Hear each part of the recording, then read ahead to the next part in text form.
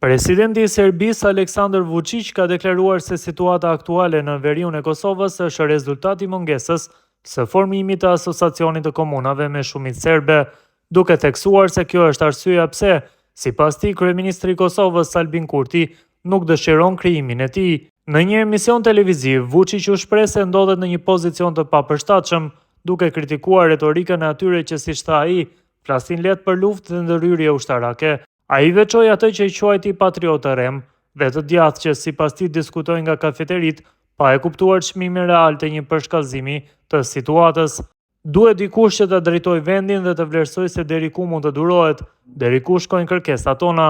Duhet të përpiqemi të zgjidhim gjërat përmes dialogut, deklaroi Vučić. Sipas tij, formimi i asociacionit do të sillte kontrollin e plotë të policisë në veriun e Kosovës nga serbët lokal, duke theksuar se kjo është arsyeja kryesore pse Kurti e kundërshton këtë mekanizëm. Kur ta kemi asociacionin, e gjithë policia në veri të Kosovës do të jetë në duart e serbëve, në duart e policëve serb.